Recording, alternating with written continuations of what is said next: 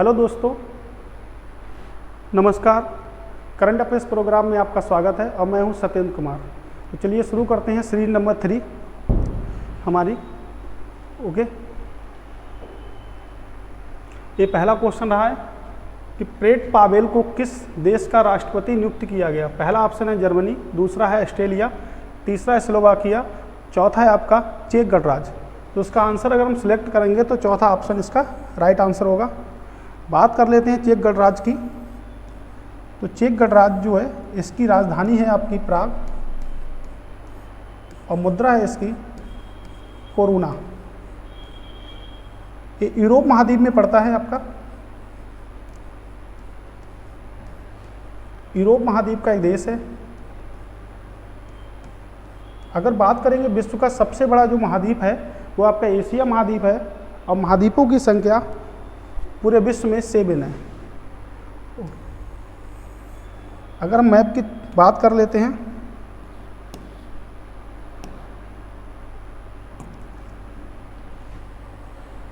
अगर हम यहाँ से मैप को लेते हैं तो आपकी नॉर्थ साइड है,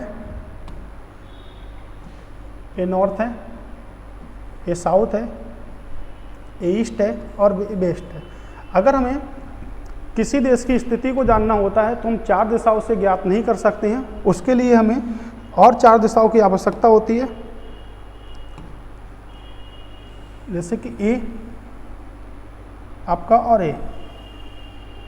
अगर हमें किसी देश की स्थिति को ज्ञात करना है तो हमें टोटल 8 दिशाओं की आवश्यकता होगी।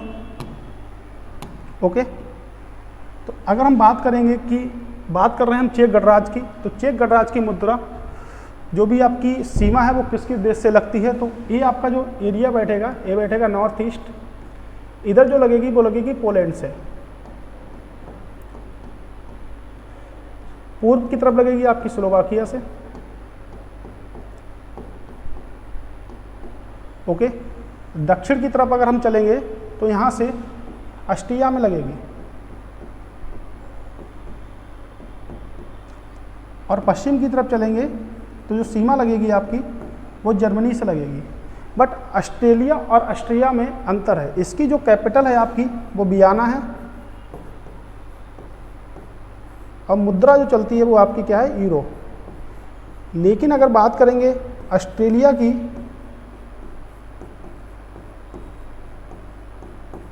तो ऑस्ट्रेलिया की कैपिटल है आपकी कैनबरा और मुद्रा है आपकी डॉलर। मुद्रा आपकी क्या है, डॉलर है।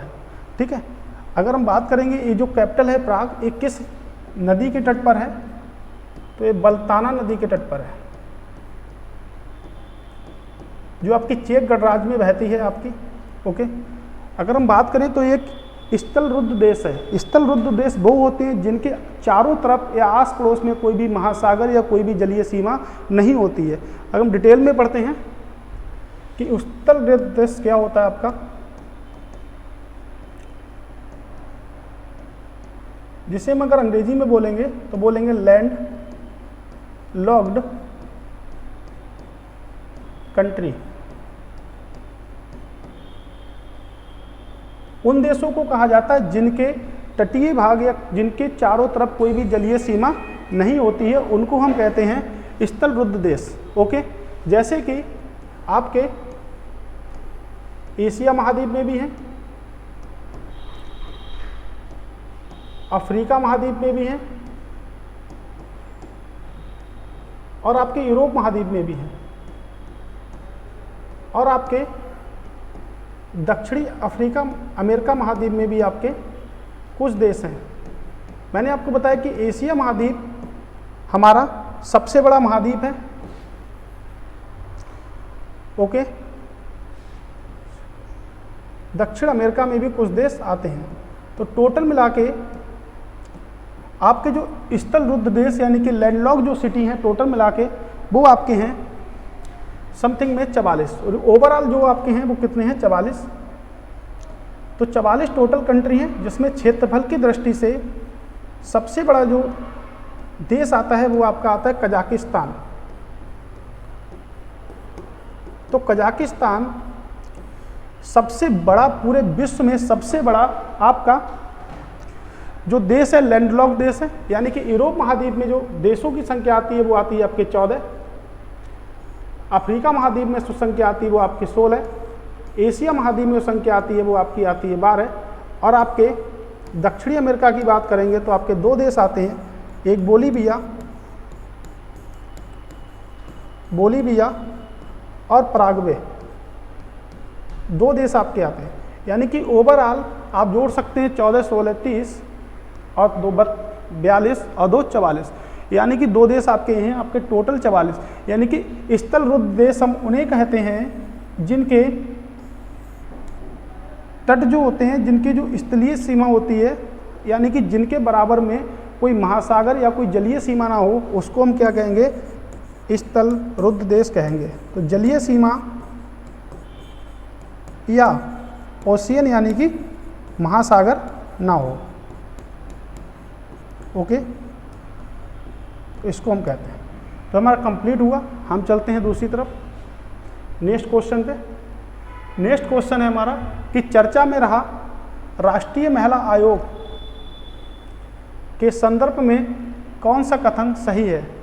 यह एक वैधानिक निकाय है, यानी कि आयोग है। इसकी स्थापना राष्ट्रीय महिला आयोग अधिनियम 1990 के तहत की गई। ऑप्शन है केवल एक, केवल बी, ए, ना तो ए ना तो बी, यानी कि दोनों। तो अगर हमें देखते हैं तो हम समझ लेते हैं कि राष्ट्रीय महिला आयोग आखिर है क्या। तो ये पहला ऑप्शन है आपका, यह एक वैधानिक निकाय है, तो ये राइट है आपका, बिल्कुल। वैधानिक निकाय क्या होते हैं? वैधानिक निकाय वो होते हैं जिनका गठन संसद के अधिनियम के द्वारा किया जाता है, यानी कि भारतीय संविधान में जिनका गठन संसद के अधिनियम के द्वारा किया जाता है उनको हम वैधानिक निकाय कहते हैं। और जो संविधान के द्वारा निर्माण जिनका हुआ है उनको हम संवैधानिक निकाय कहते हैं, ओके। दूसरा ऑप्शन है आपकी, इसकी स्थापना राष्ट्रीय महिला आयोग 1990 के तहत की गई। ए भी आपका आंसर राइट है, तो इसका ऑप्शन होगा ए और बी दोनों। यानी कि हम बात करते हैं तो 31 जनवरी 1992 में इसकी स्थापना हुई, और यही एक वैधानिक निकाय है। और अधिनियम यानी कि एक्ट 1990 के तहत स्थापित किया गया था। इसकी पहली अध्यक्ष जो हैं वो आपकी जयंती पटनायक हैं। पहली जो अध्यक्ष होंगी वो होंगी जयंती पटनायक। और अगर बात करेंगे वर्तमान समय में इसकी अध्यक्ष हैं आपकी रेखा शर्मा। क्या है? रेखा शर्मा। हमारा महिलाओं का सम्मान करना हमारा मौलिक कर्तव्य की श्रेणी में भी शामिल है। जैसे आपका एक अनुच्छेद आता है आर्टिकल नंबर 51A, तो इसमें आपका ये मौलिक कर्तव्य की श्रेणी में शामिल किया गया है। और भारतीय संविधान में मौलिक कर्तव्यों को रूस से लिया गया है, यानी कि सोवियत संघ रूस यानी कि USSR से लिया गया है, यानी कि सोवियत संघ रूस से मौलिक कर्तव्यों को लिया गया है। तो मौलिक कर्तव्य भारतीय संविधान में जोड़े गए थे 42वें संविधान संशोधन 1976 के द्वारा। मूल संविधान में एक भी मौलिक कर्तव्य नहीं था, लेकिन जब भारतीय संविधान में संशोधन किया गया 42वां संविधान संशोधन, तो उसमें 10 जोड़े गए थे। उसके बाद में 11वां हमारा जो जोड़ा गया था मूल कर्तव्य में, वो शिक्षा का अधिकार था, ओके। तो मूल संविधान में एक भी नहीं था। तो अब 42वें संविधान संशोधन 1976 के द्वारा जोड़ दिए गए। तो अब हमारे मूल कर्तव्यों की जो संख्या है वो कितनी है? आपकी 11 है, ओके। तो USSR में हम बात कर रहे थे 51A में, तो जो भी महिलाओं को अपमानजनक, जितनी भी महिलाओं को अपमानजनक किया था उसकी प्रतिबद्धता को समाप्त करने के लिए एक अनुच्छेद बनाया गया जिसको हम कहते हैं 51A, ओके। ये हमारा मौलिक कर्तव्य है। तो मौलिक कर्तव्यों की संख्या वर्तमान समय में कितनी है? आपकी 11 है। मौलिक कर्तव्य जोड़े गए थे 42वें संविधान संशोधन 1976 के द्वारा। तो इसका जो सही आंसर होगा वो आपका क्या होगा? ए और बी दोनों। बहुत ही इंपॉर्टेंट प्रश्न है, ओके। और वर्तमान समय में इसकी जो अध्यक्ष है वो कौन है? आपकी रेखा शर्मा। आइए चलते हैं नेक्स्ट प्रश्न की तरफ। चर्चा में रहा कुष्ठ रोग के बारे में सही कथन बताइए।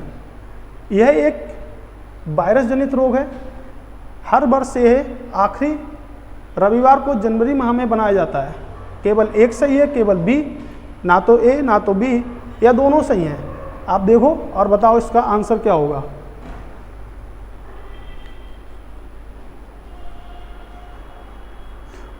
अगर हम बात करेंगे तो कुष्ठ रोग जो रोग है ये वायरस जनित ना होकर एक जीवाणु जनित रोग है।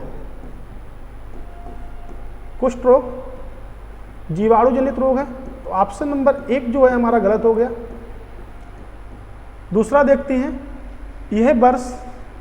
यह दिवस आखिरी रविवार को जनवरी माह में बनाया जाता है, बिल्कुल राइट है। तो हम कह सकते हैं कि दूसरा ऑप्शन हमारा सही है। तो जीवाणु जनित रोग है और कुष्ठ रोग को हम कहते हैं हैंसन रोग भी कहते हैं। तो एक जनवरी माह में अंतिम रविवार को बनाया जाता है और इसके लिए एक परीक्षण किया जाता है जिसको हम कहते हैं MDT यानी कि मल्टी ड्रग्स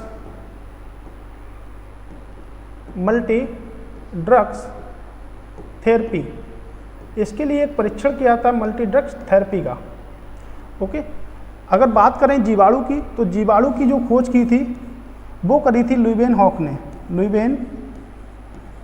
ने जीवाणु की खोज करी थी। और अगर यहीं पे हम पढ़ते हैं कि वायरस की खोज किसने करी थी, तो वायरस की खोज करी थी इवानोवस्की ने। और एक और आपका रोग होता है, जैसे आपका प्रोटोजोआ जनित भी रोग होते हैं आपके। तो प्रोटोजोआ की जो खोज करी थी वो करी थी आपके रोनाल्ड रॉस ने प्रोटोजोआ की खोज आपकी करी थी। ओके, तो जीवाणु की खोज लुईवेन हॉक ने, वायरस की खोज इवानोवस्की ने, प्रोटोजोआ की खोज जो की थी वो किससे की थी, रोनाल्ड रॉस ने करी थी। हमें एक चीज़ अगर समझना होता है यहाँ से, तो एक आपका होता है मलेरिया, एक होता है मलेरिया और एक आपका होता है डेंगू। तो डेंगू जो होता है वायरस जनित रोग है, डेंगू जो है आपका वो वायरस जनित रोग है। लेकिन अगर मलेरिया जो है वो आपका क्या है, तो वो प्रोटोजोआ जनित रोग है। अगर हमको मलेरिया होगा तो प्रोटोजोआ जनित रोग है हमको, और अगर डेंगू जो होगा तो वायरस जनित रोग है हमारा। ठीक है, ओके। अब अगर क्वेश्चन बना दिया जाए कि हमको मच्छर काटते हैं तो वो क्यों काटते हैं। अगर मच्छर हमको काटते हैं, पहली बात तो मच्छरों के 2 टाइप्स होते हैं, नर और मादा। तो जो मादा मच्छर होते हैं वो हमारा खून चूसती हैं, यानी कि ठीक है। तो मादा मच्छर खून क्यों चूसती हैं हमारा, वो इसलिए खून हमारा चूसती हैं क्योंकि वो अपने बच्चों के लिए, बच्चों को जन्म दे पाए यानी कि अंडे उत्पन्न कर पाए, इसलिए क्या करती हैं वो हमारा खून चूसती हैं, यानी कि व्यक्ति का वो खून चूस रही हैं। ओके, अगला प्रश्न है, विदेशी मुद्रा प्रबंधन अधिनियम 1999 FEMA किस संगठन द्वारा लागू किया जाता है। पहला है आपका प्रवर्तन निदेशालय, संयुक्त राष्ट्र आर्थिक विकास व सामाजिक मामलों के मंत्रालय, अंतर्राष्ट्रीय मुद्रा कोष और विश्व बैंक। ठीक है, आप देखिए और बताइएगा इसका आंसर।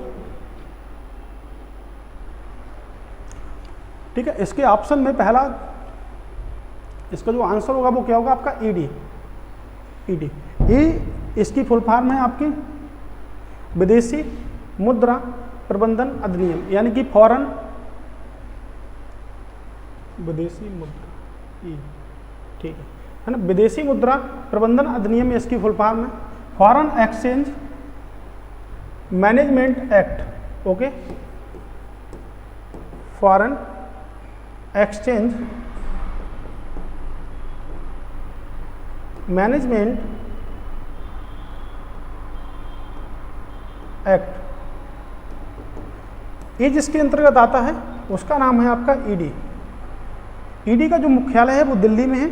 इसके और भी हेड ऑफिस हैं, चंडीगढ़ हो गया, कोलकाता हो गया, चेन्नई हो गया, बम्बई, यानी कि इसके और भी आवास क्षेत्रीय मुख्यालय हैं, जैसे कि बम्बई में है इसका, चेन्नई में है, आपके कोलकाता में है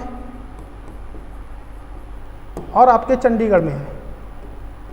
ओके, अगर बात करेंगे कोलकाता की स्थापना किसने करी, तो चौप चारनाक ने करी थी, चौप चारनाक।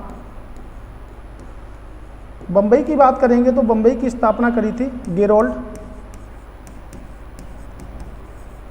अंग्यान ने बम्बई की स्थापना करी थी। ओके, बढ़ते हैं नए क्वेश्चन की तरफ।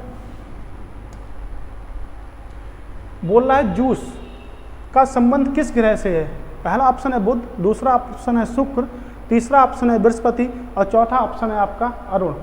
ठीक है, तो इसका सही आंसर जो होगा वो होगा आपका बृहस्पति। बात कर लेते हैं जुपिटर की। जुपिटर यानी कि बृहस्पति ग्रह की बात हमको करनी है। तो आपको सभी को पता है कि सबसे बड़ा ग्रह है हमारा। नंबर 1 प्रश्न ये है कि सबसे बड़ा हमारा ग्रह है, यानी कि बृहस्पति हमारा सबसे बड़ा ग्रह है, जो सूर्य से 5वां सबसे बड़ा ग्रह है। सूर्य से 5वां सबसे बड़ा ग्रह है और ग्रहों की श्रेणी में सबसे बड़ा ग्रह है। तो जुपिटर जो है आपका, यानी कि आपका बृहस्पति ग्रह है, इसके उपग्रहों की संख्या अब हाल ही में कितनी हो गई है? 92 हो गई है। इसके बाद नंबर आता है आपके शनि का। शनि की जो ग्रहों की संख्या हो गई है वो 83 हो गई है। यूरेनस के ग्रहों की संख्या हो गई है 27 और नेपच्यून के ग्रहों की संख्या हो गई है 14। ओके, तो यहाँ पे 14 संख्या होगी। बुध और शुक्र ऐसे ग्रह हैं जिनका कोई भी उपग्रह नहीं होता है। ठीक है, अगर बात करें कि मंगल की, तो मंगल की ग्रहों की संख्या हो गई है 2 उपग्रहों की। ग्रहों की संख्या हमारे सौर मंडल में कितनी है? आपकी 8 है। एक हमारा हो गया जुपिटर यानी कि बृहस्पति, शनि, यूरेनस, नेपच्यून, मंगल हो गए आपके 5। एक हो गया आपका बुध, दूसरा हो गया शुक्र और लास्ट ग्रह हमारा हो गया पृथ्वी। तो पृथ्वी का एकमात्र उपग्रह है जिसको हम क्या कहते हैं? चंद्रमा, यानी कि मून। ओके, अगर चंद्रमा के अध्ययन की बात करेंगे तो चंद्रमा का अध्ययन कहलाता है सीलियनोलॉजी। तो स्टडी ऑफ मून जो कहलाता है सीलियनोलॉजी। अगर सूर्य की बात करेंगे तो सूर्य का अध्ययन कहलाता है हेलियो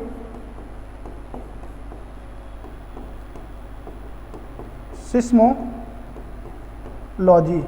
तो हेलियोसिस्मोलॉजी सूर्य का अध्ययन कहलाता है, बट चंद्रमा के अध्ययन की बात करेंगे तो सीलियनोलॉजी कहलाता है हमारा। ठीक है, अगर बात करेंगे बृहस्पति के सबसे बड़े उपग्रह की बात करेंगे तो बृहस्पति का सबसे बड़ा उपग्रह आपका गैनीमेड। और शनि के सबसे बड़े उपग्रह की बात करेंगे तो आपका टाइटन है। बट अगर हम इसके दूसरे उपग्रह की बात करेंगे कि दूसरा सबसे बड़ा उपग्रह बता दो तो कैलिस्टियो, ये दूसरा सबसे बड़ा उपग्रह है। ओके, तो जूस का जो संबंध है वो किससे है? आपके बृहस्पति से है, जो ग्रहों में सबसे बड़ा आपका ग्रह है। ठीक, नेक्स्ट प्रश्न की तरफ चलते हैं।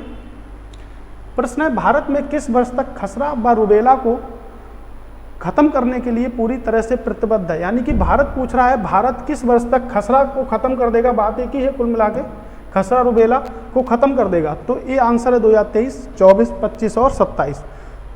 सही आंसर है आपका 2023। तो बात कर लेते हैं खसरा। खसरा जो होगा वायरस जनित रोग होगा आपका। अभी मैंने आपको पढ़ाया था कि वायरस की खोज किसने करी है, तो वायरस की खोज जो करी है इवानोवस्की ने करी है। रुबेला जो है वो इसी का एक पार्ट होता है। तो रुबेला को हम बोलते हैं जर्मन खसरा के नाम से जानते हैं रुबेला को। तो अगर खसरा अगर 5 साल से कम के बच्चों में होता है खसरा, ओके, तो अगर खसरा हमको हो जाता है तो हमारे शरीर का कौन सा अंग प्रभावित होता है? तो हमारे शरीर का अंग प्रभावित होता है आपका नर्वस सिस्टम, यानी कि तंत्रिका तंत्र प्रभावित हो जाएगा हमारे शरीर का। तंत्रिका तंत्र हमारे शरीर का प्रभावित हो जाएगा अगर हमको खसरा हो गया। तो खसरा एक वायरस जनित बीमारी है जिसकी खोज, वायरस की खोज किसने करी थी? अभी मैंने आपको बताया था इवानोवस्की ने करी थी। इवानोवस्की ने इसकी खोज करी थी। तो ये हमारे जिस अंग को प्रभावित करेगा वो क्या होगा? तंत्रिका तंत्र होगी। और 5 साल से कम उम्र के बच्चों में होता है, कभी कभार इससे ऊपर के एज में बच्चों में भी देखा जा सकता है इसको। 2 चीज़ें होती है हमारे पास में, एक होती है नेफ्रॉन और एक होती है न्यूरॉन। पेपर में बहुत आता है कि न्यूरॉन क्या है और नेफ्रॉन क्या है। तो आपको बता दें, न्यूरॉन जो है वो तंत्रिका तंत्र की संरचनात्मक इकाई है, यानी कि स्ट्रक्चरल जो आपकी यूनिट है तंत्रिका तंत्र की, वो क्या है? आपके न्यूरॉन है। बट नेफ्रॉन की बात करेंगे तो जो आपके गुर्दे की जो कार्यात्मक इकाई है उसको हम क्या कहते हैं? उसको हम नेफ्रॉन कहते हैं। ओके, तो तंत्रिका तंत्र की जो इकाई होती है उसको न्यूरॉन कहते हैं और जो गुर्दे यानी कि इसकी इकाई होती है उसको हम क्या कहते हैं? उसको हम नेफ्रॉन कहते हैं। ओके, तो 2023 तक हम इसको पूरी तरह से खत्म कर देंगे। ओके, चलते हैं नेक्स्ट क्वेश्चन की ओर। प्रश्न है कि चर्चा में रहा नीलकुरंजी संबंधित है, वायुसेना जहाज है, संरक्षित पौधा है, युद्ध टैंक है, एक रोग है यानी कि वायरस जनित एक रोग है। अभी हमने पढ़ा कि वायरस की खोज किसने करी है, इवानोवस्की ने करी है। अगर इसका हम आंसर देखेंगे तो ये क्या है आपका, संरक्षित एक प्रकार का पौधा है। तो ये आपका पाया कहाँ जाएगा, तो ये संरक्षित पौधा है हमारा। इसको संरक्षित करने के लिए एक मंत्रालय है जिसको कहते हैं पर्यावरण, वन व जलवायु परिवर्तन मंत्रालय के तहत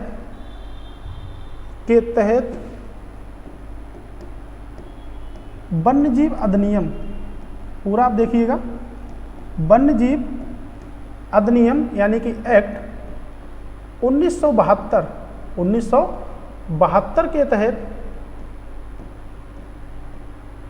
अनुसूची 3 में शामिल किया गया। तो शामिल किस में किया गया, पर्यावरण वन जलवायु परिवर्तन मंत्रालय के जो अधिनियम बनाया गया है वन्य जीव एक्ट 1972 के तहत इसको अनुसूची 3 में शामिल किया गया है। ओके, तो ये संरक्षित पौधा बनाया गया है। अगर आप इसको छू लेते हैं, ये संरक्षित हो गया है, तो 25,000 रुपये का आपको जुर्माना देना पड़ेगा। ओके, तो बात कर लेते हैं नेक्स्ट कि पर्यावरण संरक्षण अधिनियम कब आया। तो पर्यावरण संरक्षण अधिनियम आया आपका 1986 में। नेक्स्ट पेज पे बात करते हैं, आगे बढ़ते हैं और 1 बाय 1 समझते हैं। पर्यावरण संरक्षण अधिनियम कब आया, वन संरक्षण अधिनियम कब आया। तो पर्यावरण संरक्षण अधिनियम आया आपका 1986 में, वन संरक्षण अधिनियम आया 1980 में। अगर और भी हम अधिनियम की ही बात कर लें तो हिम तेंदुआ आया आपका, हिम तेंदुआ आपका आया 2009 में। हिम तेंदुआ परियोजना एक्ट आया 2009 में।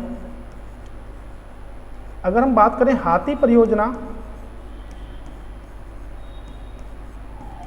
हाथी परियोजना की शुरुआत जो की गई थी 1992 में की गई थी। ओके, अगर हम और नेक्स्ट बात करें प्रोजेक्ट टाइगर की बात करते हैं, तो प्रोजेक्ट टाइगर की बात करते हैं, ये 1993 में शुरू हुआ था। ओके, अब वन्य जीव जो अभी हमने पढ़ा है, वन्य जीव अधिनियम जो है वो आपका 1972 में, बहुत ही मोस्ट इंपॉर्टेंट है, मैचिंग करने के लिए भी आते हैं पेपर में। हिम तेंदुआ 2009, हाथी परियोजना 1992, प्रोजेक्ट टाइगर 1973 और वन्य जीव एक्ट 1972 में ये सब शामिल किए गए। तो बहुत ही आते हैं पेपर में, बहुत ज़्यादा ही आते हैं। ओके, सभी के लिए इम्पोर्टेंट है ये। चलते हैं अब बात करते हैं कि नीलकुरंजी है क्या। तो नीलकुरंजी जो है वो आपके तमिलनाडु यानी कि दक्षिण भारत, अभी हम दक्षिण भारत में पढ़ेंगे। दक्षिण भारत में,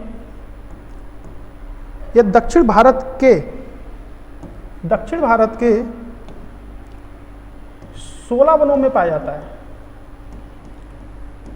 16 वनों में पाया जाता है। तो दक्षिण भारत के 16 वनों में पाया जाता है और 16 वनों को वहां पर हम कहते हैं सोलास। इसका मतलब होता है जंगल या ठंडी भूमि, ठंडी भूमि या जंगल, इसका मतलब होता है यहाँ पे।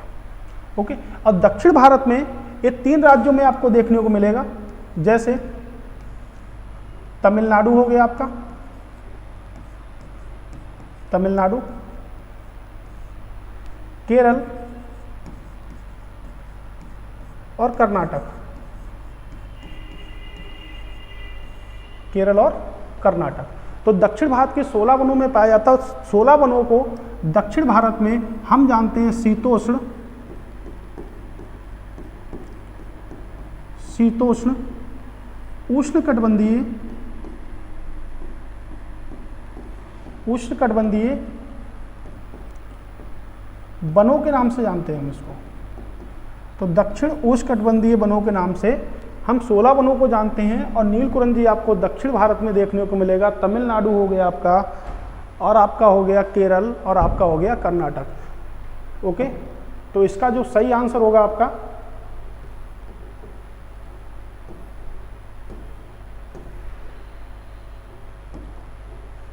ठीक है। तो क्या है, एक आपका जो नीलकुरंजी है वो आपका क्या है, एक संरक्षित पौधा है। ओके, वायरस की खोज आपको मैंने बता ही दिया है किसने की है। ठीक है, चलते हैं नेक्स्ट प्रश्न की तरफ। प्रश्न है कैमूर वन्यजीव अभ्यारण्य, अच्छा सही मिलान करें। कैमूर वन्यजीव अभ्यारण्य, बोडला, कंगेर वैली नेशनल पार्क, पाबीतोरा, ये बा नहीं, ये गा नहीं होगा, बा होगा। पाबीतोरा नेशनल पार्क कहाँ पर है? कह रहा है ए और सी सही है, केवल सी और डी सही है, केवल ए बी सी मतलब तीनों सही है, उपयुक्त सभी सही हैं। तो मिलान करते हैं। पाबीतोरा आपका कहाँ पर है? पाबीतोरा आपके असम में है। कंगेर वैली नेशनल पार्क आपका छत्तीसगढ़ में है। बडोला की बात करेंगे तो आपका गोवा में है, मैचिंग नहीं करा। कैमूर की बात करेंगे तो कैमूर आपका कहाँ है? बिहार में है। यानी कि हमारा ऑप्शन जो होगा वो सी और डी होगा। अब देखते हैं इसमें, और सी और डी यानी कि ऑप्शन नंबर आपका क्या होगा? 2 सही होगा। बात कर लेते हैं आपके कैमूर की। ओके, तो कैमूर जो है आपके सासाराम में है। सासाराम बिहार में है कैमूर, सासाराम बिहार में है। आपको ये भी पता होगा कि मध्यकालीन भारत का एक व्यक्ति है शेर शाह सूरी, जिसका मकबरा कहाँ है? सासाराम बिहार में है। तो ये जो नेशनल पार्क है ये उत्तर प्रदेश के साथ भी सीमा बना रहा है, उत्तर प्रदेश के साथ भी सीमा बनाता है। और चंद्रप्रभा वन्यजीव अभ्यारण्य, वन्यजीव अभ्यारण्य के साथ जुड़ा हुआ है। चंद्रप्रभा वन्यजीव अभ्यारण्य आपके चंदौली, उत्तर प्रदेश, वाराणसी में स्थित है। और आपको बता दें कि कैमूर जो है वो बिहार का सबसे बड़ा नेशनल पार्क है। बिहार में एक प्रसिद्ध नेशनल पार्क और भी है जिसको हम कहते हैं वाल्मीकि नेशनल पार्क। तो वाल्मीकि नेशनल पार्क आपके बिहार के चंपारण में है। ये वही चंपारण है जहाँ से गांधी जी ने अपना पहला कृषि आंदोलन शुरू किया था। तो बिहार के चंपारण में वाल्मीकि नेशनल पार्क भी है। ये नेशनल पार्क है हमारा चंपारण में। और ये जो नेशनल पार्क है ये सासाराम बिहार में है। तो बिहार का सबसे बड़ा नेशनल पार्क आपका कैमूर नेशनल पार्क है। बात करते हैं बडोला, ये आपका कहाँ पर है? ये आपका गोवा में है। कंगेर वैली नेशनल पार्क की बात करेंगे तो आपके छत्तीसगढ़ में है। ओके, अभी मैंने आपको प्रोजेक्ट एलिफेंट पढ़ाया था। प्रोजेक्ट एलिफेंट यानी कि हाथी परियोजना 1992 में छत्तीसगढ़ में एक नेशनल पार्क है यानी कि हाथी अभ्यारण्य है लेमरू। लेमरू हाथी अभ्यारण्य आपके छत्तीसगढ़ में है, यानी कि इसको हम शॉर्टकट में CS की श्रेणी में लिख सकते हैं। पाबीतोरा की बात करेंगे तो पाबीतोरा आपका कहाँ पर है? असम में, यानी कि ऐसे अगर हम सिलेक्ट करेंगे तो ऑप्शन सी और डी हमारा राइट होगा। अगर ऐसे प्रश्न सबसे सरल होते हैं बनाने में, अगर हमको 2 भी पता होते हैं तो हमारा जो प्रश्न का आंसर होता है वो हम छाड़ सकते हैं यहाँ से। ठीक है, नेक्स्ट और लास्ट क्वेश्चन की तरफ हम चलते हैं। प्रश्न है हमारा चर्चा में रहा दक्षिणी चीनी सागर, इंपॉर्टेंट प्रश्न है ये भी, की सीमा किस देश से नहीं लगती है? ऑप्शन है बिश्नोई, इंडोनेशिया, कंबोडिया और इजराइल। तो अगर हम इसको देखेंगे तो इसका आंसर सही होगा आपका इजराइल। तो चलिए बात कर लेते हैं दक्षिणी चीन सागर। आप सभी लोग जानते हो कि विश्व में जो महासागरों की संख्या है वो कितनी है? आपकी 5। ओके, जिसमें सबसे बड़ा महासागर है आपका प्रशांत महासागर, उसके बाद अटलांटिक महासागर, हिंद महासागर, उसके बाद 2 महासागर और हैं। उसके बाद में अगर सभी महासागरों को एक साइड कर दिया जाए तो दक्षिण चीन सागर सबसे बड़ा पानी का क्षेत्र हमारा होगा। तो दक्षिण जो दक्षिण चीनी सागर जो है हमारा, वो 6 नंबर पे हम पानी के संलग्न क्षेत्र में इसको रख सकते हैं। अब बात करते हैं कि कितने देशों से इसकी सीमा लग रही है। तो बिश्नोई से भी लग रही है इसकी सीमा, इंडोनेशिया से भी लग रही है, कंबोडिया से लग रही है, उसके बाद इसकी सीमा चाइना से लग रही है, इसकी सीमा सिंगापुर से लग रही है, और इसकी सीमा थाईलैंड से लग रही है, आपके फिलीपींस से भी लग रही है इसकी सीमा। तो कुल इतने देशों से इसकी सीमा, ताइवान से भी लग रही है। तो 5 और 3 8 देशों से इसकी सीमा लग रही है। तो दक्षिण चीन सागर, अगर सभी महासागर को एक साइड करके देखेंगे तो दक्षिण चीन सागर में सबसे ज़्यादा पानी की मात्रा है। ओके, तो आज की क्लास हमारी यहीं तक है। उसके बाद में आप हमारे चैनल को सब्सक्राइब कर लें, ये हमारा चैनल है। ठीक है, थैंक यू।